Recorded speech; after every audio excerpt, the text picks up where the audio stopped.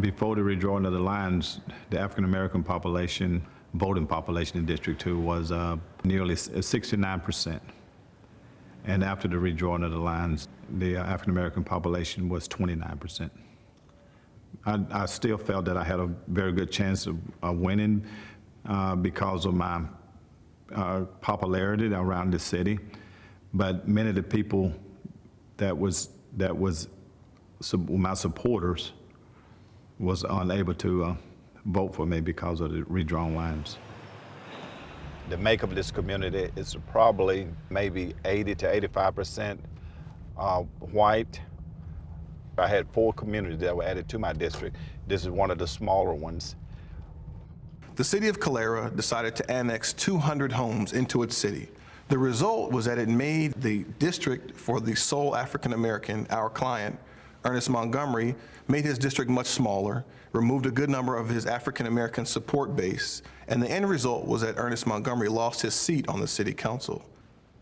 Fortunately, under Section 5 of the Voting Rights Act, the Department of Justice stepped in and required the city both to redraw its electoral boundaries in a way that's fair and to hold a new election in which our client regained his seat on the city council.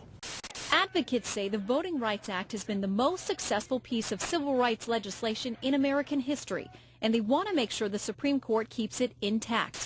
At issue is a provision of the Voting Rights Act that requires a few states to pre-clear changes to their election procedures and laws with the Justice Department. Shelby County, Alabama has sued, contending there has been major progress over the years and federal oversight is no longer needed. If the Section 5 of the Voting Act is eliminated, racism may stick its ugly head up more. You know, people all do right just because they're right, but that's just not the way our country is made up. People sometimes have to be made to do right.